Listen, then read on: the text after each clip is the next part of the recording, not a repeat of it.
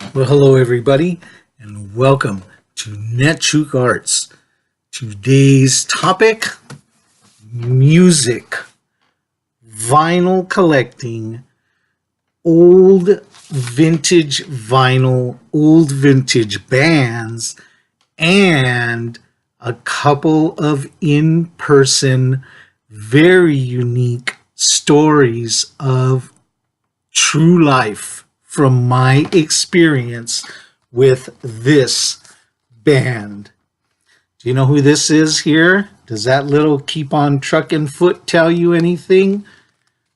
I found this album, Grateful Dead Live Europe 72. I stumbled upon this album at the record store and I jumped on it because everybody should have at least one live Grateful Dead recording in their collection. What a historical band, what a unique band, and unique followers and unique concert experiences. I got to tell you, and I am going to tell you a couple of stories from my one and only Grateful Dead concert. But let's take a look at this album. Okay, here's the cover and the rear cover. This is designed by the Kelly Mouse Studio, who famously did a lot of the Grateful Dead artwork. Something I want to point out to you that's very cool here is if you take a look at this lettering up here, this creatively spells out live. Take a look there, spells out live, L-I-V-E, all right? So this is a triple album, and that's the other reason why I grabbed it is because the Dead are famous for extended length concerts, and so picking up a triple album was going to be very close to what the album live experience is going to be. Now, trip on this. Here's the inside. Mostly white. No, I'm not missing something. This is the original intent. This sleeve of the album is the only bit of information that we get in terms of liner notes, and so the info is all right here. This album cover from 1972, beautiful condition still, really, considering. And the album's a little bit torn on the sleeve, but it's the original sleeve. And the albums themselves, though, when I pulled them out, I mean, just immaculate condition. Grateful Dead fans love their band. They love their band's music. They love that music, and whoever owned this album for the past, 40 years or however long it's been, man, they took care of this album. And when I took a look and I saw that these three albums were in pristine condition, I jumped all over this.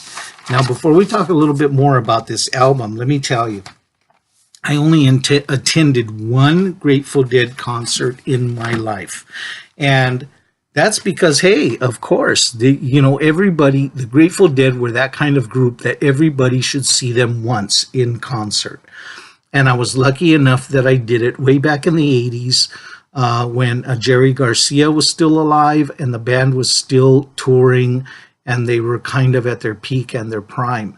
And so I'm happy to say that I took the dive and I jumped. I wasn't necessarily a Grateful Dead fan at the time. My friend that I went with, he was a big Grateful Dead fan and just asked if I wanted to go, and I wasn't going to pass up the chance to see what this was all about. Now, the Grateful Dead are famous for their fans taking acid and experiencing the concert stoned like that. I didn't. I'm here to say I've never done that. It's just nothing that has ever appealed to me as a drug. To be honest, I'm a little bit afraid of it. I didn't want like some kind of like 10-hour trip that 20 years later I might still have flashbacks from, so I stayed away from it. So my buddy took acid, and I was the designated driver, and we went to the concert. It was out at Long Beach Auditorium, and we had seats up on the levels. There's floor seats, and we had seats up in the round, like so. Their stadium is their auditorium is designed in the round, and so we were up on one of the upper levels. And when the music started, let me tell you, lights went out and the music started, and almost immediately, people all around us started getting up out of their seats and leaving. I've never experienced this before. I've never seen that before. My friend got up and took off, said, I got to go. I just got to be moving. I can't stay here. Maybe that's why a lot of people have to get up and be moving, because they're all on LSD. But either way, everybody eventually started leaving all around me. So many folks that I said, I've got to do this myself. And so I got up and went walking around. And boy, did I have some experiences walking around that concert. And I'll tell a couple of those stories in a minute. Let's get back to this album, all right? So this album was recorded on the 1972 Western European tour of the Grateful Dead. It was their third live album, turned out to be the most successful and one of the most successful commercial albums that the Dead ever put out in their career. It went gold, and since then, it's been double platinum, this particular album. Now, the one thing that I am a little disappointed about, and I found out after the fact when I came home, I did a little bit of reading about this album. I'm a little bit disappointed that the original album came with a photo booklet of pictures from the tour, and so I didn't get that. And, at some point I may go on eBay or something. And if I find a cheap enough copy of that photo booklet, I may buy it. I wish it had come here in the album. I'm not necessarily going to miss it, but I kind of like to have it. I sure want to see it. So getting back, another little tidbit. So I go out in the concert and I get up and I go walking around. And as I mentioned, the Long Beach Auditorium is built in the kind of like a big oval like this, right? And so they have a rotunda walking area where you can walk all the way around the auditorium. And I went for a walk around that auditorium, saw all kind of freaky people, and they were just having a good time though, mind you. It was just good fun for the most part. And everybody was being very friendly with everybody. But one of the sights that I saw that was fascinating was as I was walking around the rotunda, you know how girls will do that cartwheel, and they'll do the cartwheel and they'll keep going like 6, 7, 8 times on a cartwheel. So I'm walking around the rotunda, and around the corner comes a girl doing that cartwheel wheel. Goes toot, toot, toot, toot, toot, right by me. I looked at her in awe, watched her go, and watched her turn around the turn of the rotunda, and she was gone. So the entire length, I just watched that hippie girl go toot, toot, toot, toot, toot, like this all the way around me. That was quite a sight to see. But again, in good, clean fun, right? So a little bit more about the album. This album contains past favorite hits of the Dead, and it has this particular album has like extended jams. Jerry Garcia is very good. He's at the top of his game on this album. And it also had some brand new songs that they only played live on this tour. Apparently, maybe they played them live later, but from what I read, they were only live. And some of them never had studio releases, and so the definitive